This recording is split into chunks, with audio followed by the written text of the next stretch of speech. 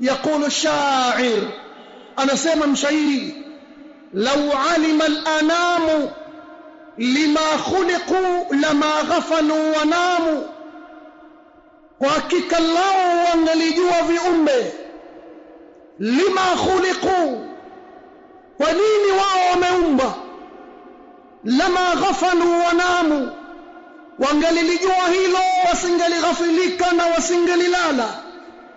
laqad khuliqu lima law absarat uyun qulubihim, wameumba kwa jambo ambalo lao macho ya nyoyo zao yangeliliona jambo hilo, taho wangelichanganyikiwa, wahamu na wangelitangatanga, wangekuwa ni watu wenye kuhangaika sana.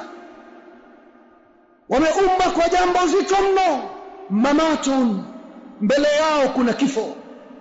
Thumma qabrun, kisha mbele yao kuna kaburi. Thumma hashrun, kisha mbele yao kuna kukusanywa pahala pamoja viumbe wote. Wa tawbikhun, mbele yao kuna masimango. Wa ahwalu idhamu, na mbele yao kuna vishindo vikubwa mno. Liyaumil hashri, kwa ajili ya siku hiyo ya mkusanyo ambayo watakusanywa viumbe wote pahala pamoja. Qad amilat rijalun, wamefanya kazi kubwa watu. Fasallu min makhafatihi wasamu, wakaswali kwa sababu ya kuiogopa siku hiyo na wamefunga.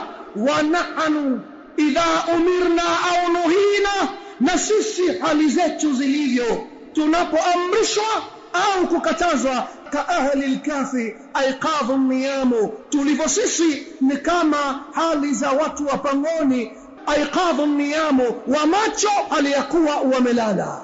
Hizi ndio hali zetu kwa ujumla.